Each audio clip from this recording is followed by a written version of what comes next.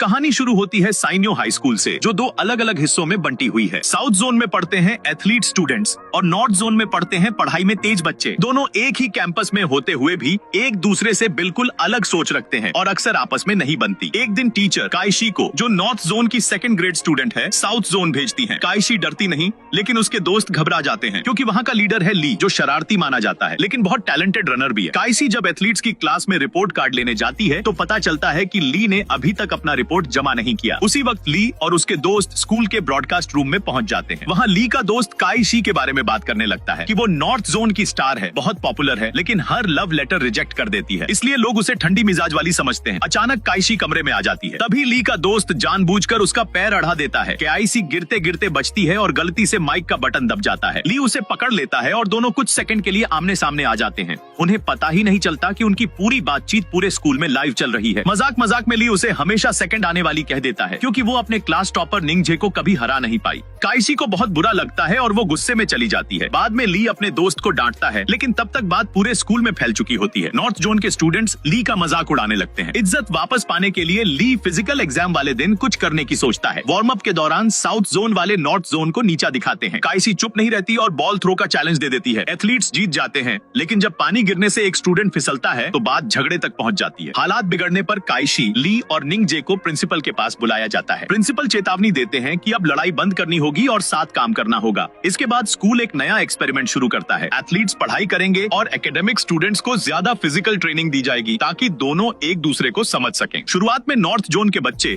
यहाँ तक कि काइशी भी, इस फैसले से खुश नहीं होते, लेकिन टीचर समझाती हैं कि ये सब टीम वर्क और फर्क स्वीकार करना सिखाने के लिए है। तीसरे सेमेस्टर में ली और उसके दोस्त अकड़ दिखाने की कोशिश करते हैं, लेकिन कोई उनकी शरारत में कपड़े चुरा लेता है और उन्हें बिना शर्त घूमना पड़ता है। बाद में पता चलता है कि ये शरारत जीयू ने की थी। बदला लेने के चक्कर में वो काइशी की कुर्सी खराब कर देते हैं, लेकिन खुद काइशी ही वहाँ बैठ जाती है। उसे बहुत शर्मिंदगी झेलनी पड़ती है और जेयू उसे पैंट देकर मदद करता है। ली को अपनी गलती का एहसास होता है और वो काइशी से माफी मांगता है। काइशी साफ कह देती है कि उसे अब मैच्योर होना होगा। जब दोनों जोन की क्लासेस मिलती हैं, तो कम नंबर वाले यानी एथलीट्स आगे बैठाए जाते हैं। ली को ये नाइंसाफी लगती है और इसी सवाल के साथ वो काइशी से बात करने जाता है। यहीं से दोनों की कहानी एक नए मोड़ पर पहुंचती है। कहानी आगे बढ़ती है जब फिजिकल एजुकेशन टीचर बाई फे ने नॉर्थ जोन के स्टूडेंट्स को बातचीत में शामिल किया। साथ ही एथलीट्स ने शीइन टीचर से सलाह ली। उन्होंने समझाया कि दोनों ग्रुप्स को मिलाने का मकसद है कि एक दूसरे से सीखें और नई स्किल्स डेवलप करें। ये संपर्क, समझ और सहानुभूति बढ़ाने में मदद करेगा। बाइफे ने कहा कि फिट रहना नॉर्थ जोन के बच्चों के लिए भी यूनिवर्सिटी में फायदे का सौदा हो सकता है। इसके बाद ली को काइशी के पीछे बैठाया गया और काइशी को कहा गया कि वो एथलीट्स पर ध्यान दे ताकि बेहतर तालमेल बने। ली और उसके दोस्त तय करते हैं कि अब वो प्रॉब्लम नहीं करेंगे। ली कैक्सी से सुलह मांगता है और कैक्सी मान जाती है, बस शर्त ये कि वो भी उसका सम्मान करे। लेकिन जल्दी ही नया झगड़ा हो जाता है। नॉर्थ जोन के कुछ बच्चों ने एथलीट्स के जूते फेंक दिए। ली को गुस्सा आता है और वो चाहता है कि जूते वापस लाए जाएं, लेकिन जिसने फेंके वो इनकार कर देता है। हालात तब शांत होते हैं जब माफी मांग ली जाती है और काइशी वादा करती है कि जूते सुरक्षित रहेंगे। फिर पान हाओ नाम के छात्र ने जूते स्कूल के एक हिस्से में फेंक दिए जो तोड़ने वाला था। ली को लगा कि काइशी ने ऐसा किया है। काइशी और जेयू जूते ढूंढने जाते हैं और आखिरकार मिल जाते हैं। ली बताता है कि ये जूते सिर्फ जूते नहीं थे, बल्कि यादें थीं। कुछ जूते, जैसे इयुन सियोंग के पुराने जूते, उसके पहले रन की जीत पर दादी ने दिए थे। ली काइशी का धन्यवाद करता है और माफी मांगता है। पैन हाओ ने अपनी गलती सुधारते हुए सभी जूते साफ किए। बाद में ली और दोस्त मस्ती करते हुए खाना खाने जाते हैं। वहीं ली देखता है कि काइशी किसी चश्मा पहने लड़के के साथ है। वो चुप रहता है, लेकिन उसके अंदर अजीब सी बेचैनी होती है। अगले दिन ली उस लड़के के बारे में सोचता रहता है। उसे डर होता है कि काइशी धोखा खा सकती है और वह उसे चेतावनी देने की कोशिश करता है, लेकिन सीधे नहीं। फिर फिजिकल क्लास में काइशी गुस्से में ली को डांटने वाली होती है, लेकिन अचानक बेहोश हो जाती है। ली घबराता है,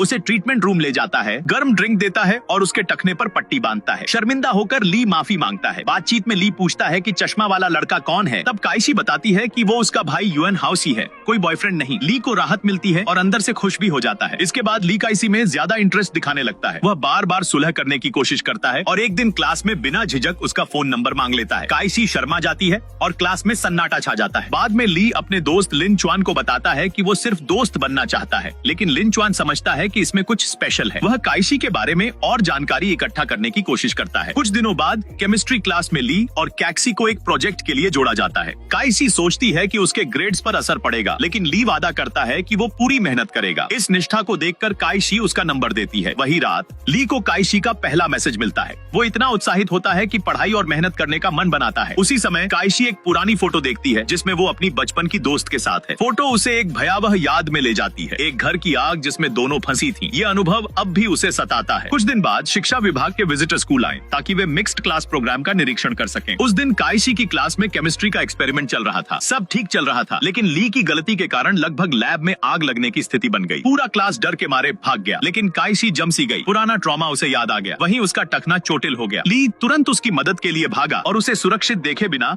वहाँ से नहीं गया। इसके बाद ट्रीटमेंट रूम में रोल्स बदल गए। अब काइशी ने ली की मदद की। इस मौके का फायदा उठाकर उसने दिल की बात बताई, अपनी बचपन की यादें, उस आग की घटना और कैसे ली का व्यवहार उसे पुरानी दोस्त की याद दिलाता है। साथ ही उसने माफी मांगी और पूछा कि क्या वे सच्चे दोस्त की तरह नया शुरुआत कर सकते हैं। इस घटना से शिक्षा विभाग के विजिटर प्रभावित हुए। लैब का हादसा भले डरावना था, लेकिन इसके सकारात्मक पहलू भी निकले। अब उत्तर और दक्षिण के छात्र एक दूसरे का ख्याल रखने लगे। यह बदलाव विभाग के लिए मिक्स्ड क्लास की सोच को नया दृष्टिकोण देता है। कुछ दिन बाद सीनियर माँ ने क्लास का दौरा किया। दुर्घटना पर नाराजगी जताई, लेकिन टीम वर्क और सहयोग की सराहना भी की। वहीं ली ने देखा कि काइशी के चोट के निशान बढ़ रहे हैं, तो उसने खामोशी से उनकी देखभाल शुरू की, दवा दी, उसकी पसंदीदा किताबों की डिस्काउंट कार्ड भी दी। काइशी उनकी दयालुता से प्रभावित हुई। इस बीच जेयू ने देखा कि ली और काइशी अब करीब आने लगे हैं। उसे जलन हुई क्योंकि उसे काइशी से प्यार था, लेकिन उसने कभी यह कबूल नहीं किया। जेयू रोज जल्दी उठकर लंबा रास्ता तय करता था ताकि काइशी के पास चल सके। अब ली के कारण वह खुद को दूर पाता है। ली और कैक्सी दोनों क्लास में ध्यान केंद्रित नहीं कर पा रहे थे, एक दूसरे के बारे में सोचते रहते। फिर वांग युएन ने गलती से ली द्वारा काइशी को दिया गया डिस्काउंट कार्ड फेंक दिया। काइशी उसे ढूंढने के लिए कचरे में खोजने लगी। जेयू ने मदद की और बाद में कार्ड काइशी को लौटा दिया। इसके बाद स्कूल में ग्रैंड रिले रेस हुई। जांगी ने ली को चुनौती दी, हारने वाला कछुए का कॉस्ट्यूम पहनेंगे और विजेता टीम को खाना खरीदेंगे। ली ने चुनौती स्वीकार की। अभ्यास के बाद बाइफे ने टीम के दौड़ने वालों का चयन किया। काइशी ने एक खिलाड़ी की जगह ले ली,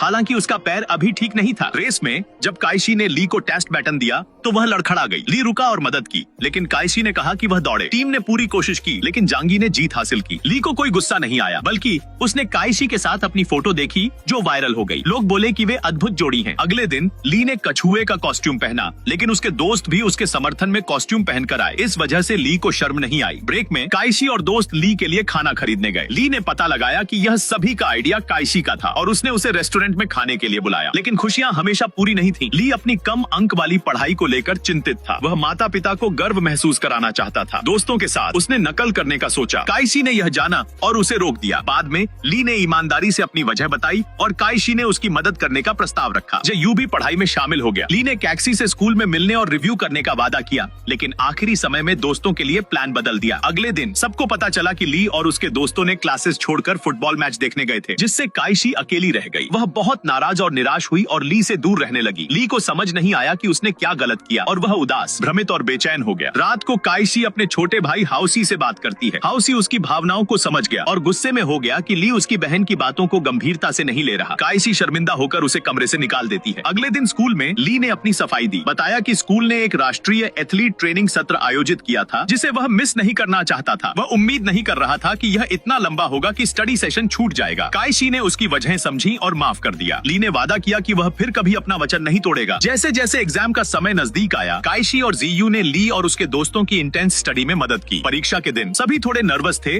लेकिन अब तक के सबसे बेहतर तैयार थे। जांग युएन ने ली को ऑनलाइन चाबी ऑफर की, लेकिन ली और दोस्तों ने ईमानदारी से परीक्षा दी और कोई समस्या नहीं हुई। परीक्षा के बाद ली ने काइशी को प्लेग्राउंड में ले जाकर धन्यवाद दिया। काइशी वहाँ खुश और मुक्त महसूस करती है, जैसे पहली बार वापस आ रही हो। कुछ दिन बाद जब परिणाम आए, ली और दोस्तों को सीनियर माँ के ऑफिस बुलाया गया। स्क्रीनशॉट्स दिखाए गए जिनमें जांग युएन को जवाब मिले थे। जांग युएन ने माना कि वह सच था, लेकिन काइशी ने उसे रोकने और धोखाधड़ी न करने के लिए मनाया। सीनियर में अभी भी संदेह में थे और ली को लगा कि उसके टीचर ने उस पर भरोसा नहीं किया, जिससे वह दुखी हुआ। लेकिन काइशी ने उन पर भरोसा जताया और स्क्रीनशॉट्स, स्टडी सेशन और चैट्स की सबूत पेश की। पान हाओ ने यह सब देखा और अफवाहें फैलाई, जिससे ली और उसके दोस्त बुलिंग का शिकार हुए। ली ने सोचा कि काइशी ने जानबूझकर सबूत साझा किया और उसे धोखा महसूस हुआ। सबसे बुरा तब हुआ जब श्री माँ ने पूरे स्कूल के सामने इंसिडेंट का जिक्र किया और ली को शर्मिंदा किया। जेंगी, जो ली का राइवल था, खुश दिखा। काइशी खुद को गिल्ट महसूस करने लगी और उसने ली से संपर्क करने की कोशिश की, लेकिन उसने जवाब नहीं दिया। अगले दिन काइशी ने सामना किया और कहा कि वह ली पर भरोसा करती है, जानती है कि उसने चोरी नहीं की और वह उसकी साख साफ करने में मदद करना चाहती है। ली को उसकी फिक्र देखकर भावुक महसूस हुआ। जेयू, जो ली और काइशी के बीच का रिलेशन देख रहा था,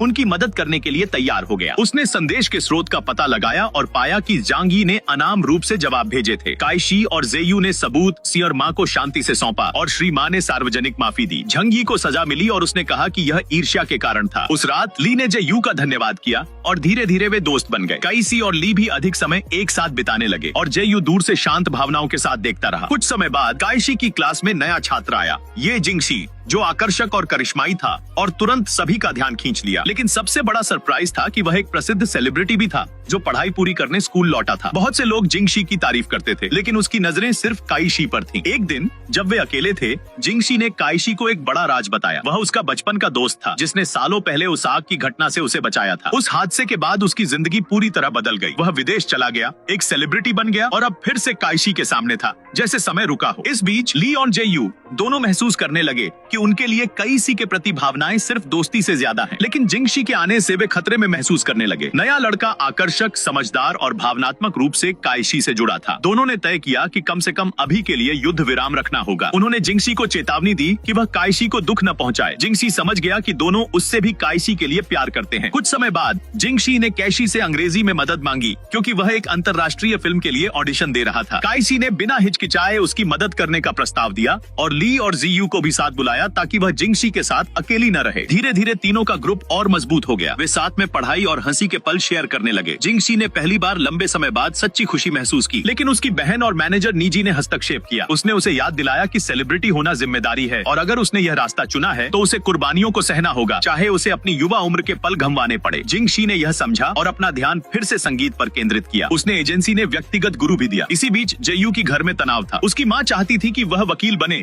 लेकिन जीयू सीक्रेटली प्रोग्रामर बनने का सपना देख रहा था। स्कूल ने छात्रों से उनकी प्राथमिकता वाली यूनिवर्सिटी चुनने को कहा। जीयू ने माँ को न बताकर टेक्नोलॉजी यूनिवर्सिटी चुनी। ली का भी बड़ा लक्ष्य था, वाचिंग यूनिवर्सिटी, देश की प्रसिद्ध यूनिवर्सिटी में दाखिला। बाई फे ने चेताया कि वर्तमान ग्रेड्स में यह मुश्किल होगा, लेकिन ली ने हार नहीं मानी। लिन चुआन, उसका दोस्त, सोचा कि ली का मार्ग बदल रहा है सिर्फ काइशी की वजह से, लेकिन ली ने समझाया कि काइशी ने उसे बस ऊंचे सपने देखने के लिए प्रेरित किया। सभी ने मिलकर अधिक मेहनत से पढ़ाई शुरू की। जीयू की माँ वेंटिंग ने उसे रोकने की कोशिश की, लेकिन जेयू ने प्रोग्रामिंग प्रतियोगिता में भाग लेने का फैसला किया। काइशी, जिंगशी और दोस्त उसकी मदद करने लगे ताकि माँ देख सके कि उसकी कुशलता वास्तविक है। अंत में फाइनल परीक्षा के परिणामों में काइशी स्कूल की टॉप छात्रा बनी, जीयू से भी आगे। छुट्टियों में जीयू ने सीक्रेटली प्रोग्रामिंग क्लास जारी रखी। ली और काइशी ने और अधिक समय साथ बिताना शुरू किया। जिंगशी ने यह देखा और तय किया कि वह आसानी से हार नहीं मानेगा। एक दिन जिंगशी ने ली से कहा कि वह जल्द ही काइशी के प्रति अपनी भावनाएं व्यक्त करेगा, लेकिन तभी सोशल मीडिया पर फर्जी फोटो वायरल हुई जिसमें दिखाया गया कि जिंगशी और काइशी एक साथ रह रहे हैं, जिससे बड़ा स्कैंडल हुआ। रिपोर्टर्स तक आए और काइशी की प्राइवेसी खतरे में पड़ गई, लेकिन ली ने तुरंत स्थिति संभाली। ली ने काइशी और उसके भाई हाओशी को अपने घर ले जाकर खतरे और अराजकता से बचाया। बाद में जेयू की मदद से पता चला कि किसी ने स्कूल में जिंगशी का पीछा किया और उसकी फर्जी तस्वीरें खींची थी। उन्होंने उसे पकड़कर तस्वीरें डिलीट करवाई और माफी दिलवाई, जिससे जिंगशी की एजेंसी के साथ परेशानी भी टल गई। पैन हाओ, जिसने फर्जी तस्वीर फैलाई थी, ने स्वीकार किया कि उसने ध्यान पाने के लिए ऐसा किया था। जिंगशी ने उसे माफ कर दिया और पैन हाओ ने नया जीवन शुरू करने के लिए दूसरी स्कूल में ट्रांसफर होने का फैसला किया। छुट्टियों के अंत में और यूनिवर्सिटी प्रवेश परीक्षा के पास ली ने काइशी को एक शांत और खास जगह पर ले जाकर उससे पूछा कि क्या वह उसके साथ दौड़ेगी और उसके साथ रहेगी। काइशी लाल हो गई,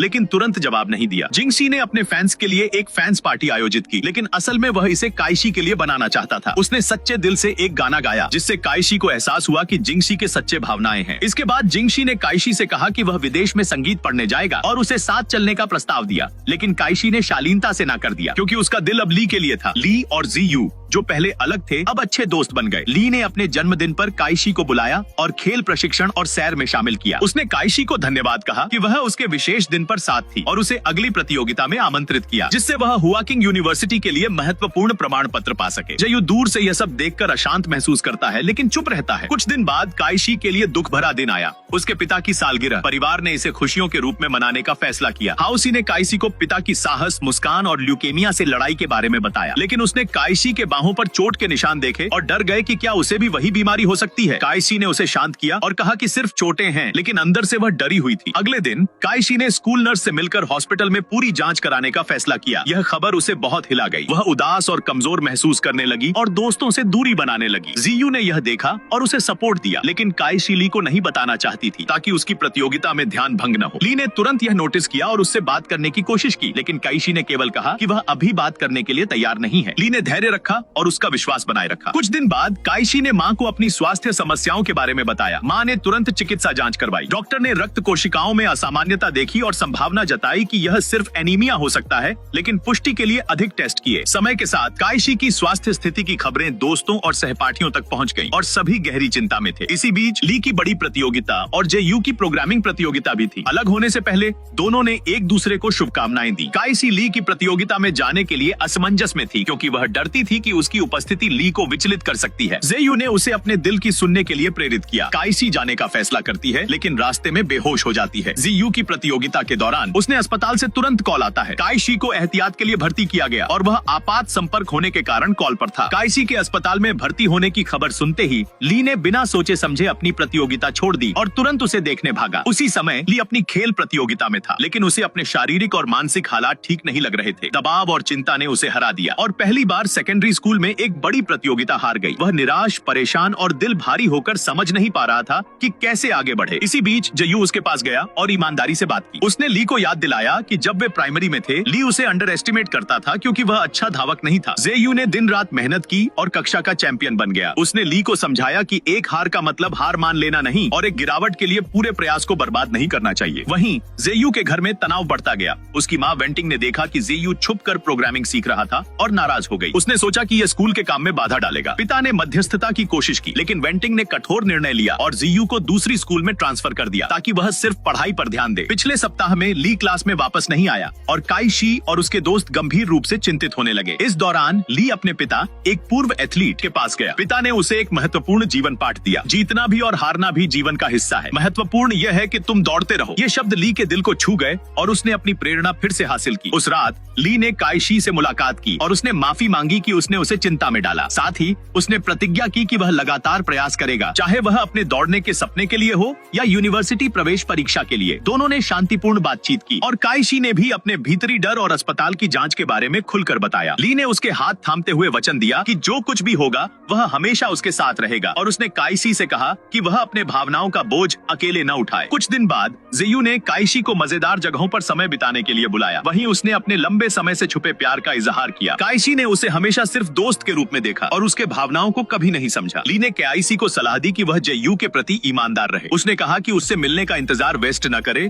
और अपने भावनाओं का सामना करे ताकि जेयू को और चोट न पहुंचे। उस दिन काइशी और जेयू ने रोबोट प्रदर्शनी जैसी मजेदार जगहों का दौरा किया और साथ में समय बिताया। काइशी जेयू के साथ समय बिताकर खुश थी, लेकिन वह लगातार ली के बारे में बात कर रही थी, जिससे जेयू को चुपचाप एहसास हो गया कि उसके प्रेम भावों का जवाब नहीं मिलेगा। जेयू ने स्थिति को सीधे न बताकर समझदारी से संभाला। उसने खुद ही बनाई हुई चैट ऐप काइशी के फोन में डिस्क्रीटली इंस्टॉल की ताकि वह दूर रहकर भी उसके करीब रह सके। उसी रात जेयू के घर में माता पिता ने फिर से स्कूल ट्रांसफर की बात की। जेयू नहीं जाना चाहता था, लेकिन उसकी माँ वेंटिंग अडिग रही। उसने खुद को बेबस महसूस किया, लेकिन सब बुरा नहीं था। इस बीच काइशी को मेडिकल टेस्ट का रिजल्ट मिला। उसे सिर्फ एनीमिया था। वह राहत से खुश होकर रो पड़ी। इसी समय ली को भी एक बड़ी खबर मिली। प्रतियोगिता में वह फाइनल में वापस ले लिया गया क्योंकि एक प्रतिभागी ने नाम वापस लिया। ली ने अपनी जीत मनाने के लिए दोस्तों के साथ डिनर रखा, लेकिन जेयू न तो आया न ही किसी के संदेश का जवाब दिया। काइशी ने ऐप के जरिए संपर्क किया और जेयू ने बताया कि वह दूसरी स्कूल ट्रांसफर हो जाएगा। काइशी ने तुरंत जवाब नहीं दिया और उसका सन्नाटा जेयू को अकेला महसूस कराया। अगले दिन जब जेयू और माता पिता स्कूल पहुंचे तो सभी छात्रों ने उन्हें गर्मजोशी से विदा किया क्योंकि कोई नहीं चाहता था कि वह जाए। चियन, काइशी और ली ने वेंटिंग से बात की और जेयू ने ईमानदारी से अपनी माँ से आग्रह किया कि उसे रहने दें। उसने वचन दिया कि वह पढ़ाई में पूरी मेहनत करेगा। वेंटिंग उसकी ईमानदारी से मुत्सर हुई और मान गई। बस एक शर्त रखी कि वह हमेशा सच बोले। समय बीता और एंट्रेंस एग्जाम का दिन आया। सभी ने मिलकर मेहनत की, एक दूसरे का समर्थन किया और टीम की तरह चुनौती का सामना किया। एक दिन पहले प्रोफेसर शियिन ने क्लास को प्रेरित करते हुए कहा कि वह उनकी मेहनत और सहयोग पर गर्व करती है। एग्जाम का दिन आया और काइशी और उसके दोस्त परिवार के उत्साहपूर्ण चीयर के साथ परीक्षा पूरी की, जो उनके लिए यादगार अनुभव बन गया। परीक्षा के बाद काइशी ने ली के लिए एक जटिल पहेली बनाई जिसे वह अकेले सुलझा नहीं सका। ली को जेयू और दोस्तों की मदद लेनी पड़ी। अंत में पहेली का संकेत उसे उस खास जगह ले गया, ट्रांसमिशन रूम, वही जगह जहां उनकी कहानी शुरू हुई थी। ली ने वहां पहुंचकर काइशी से पूछा कि क्यों इस जगह को चुना। काइशी ने मुलायम मुस्कान के साथ जवाब दिया कि यह जगह उसके स्कूल के सबसे कीमती यादों से भरी है, खुशी, चुनौतियां और दिल को छूने वाले लोग। उसी जगह ली ने फिर से अपने प्रेम का इजहार किया। इस बार काइशी ने नजर नहीं हटाई, मुस्कुराई और उसे धीरे से चुंबन दिया, यह दिखाने के लिए कि वह भी वही महसूस करती है। और इस तरह यादों, भावनाओं और नए आरंभों के बीच उन्होंने अपनी स्कूल लाइफ की कहानी को एक शांतिपूर्ण अंत दिया और सन्नाटा वादा किया, आगे भी साथ साथ दौड़ते रहना, भले ही स्कूल खत्म हो गया हो। और इस तरह यादों, भावनाओं और नए आरंभों के बीच उन्होंने अपनी स्कूल लाइफ की कहानी को एक शांतिपूर्ण अंत दिया और सन्नाटा वादा किया, आगे भी साथ साथ दौड़ते रहना, भले ही स्कूल खत्म हो गया हो।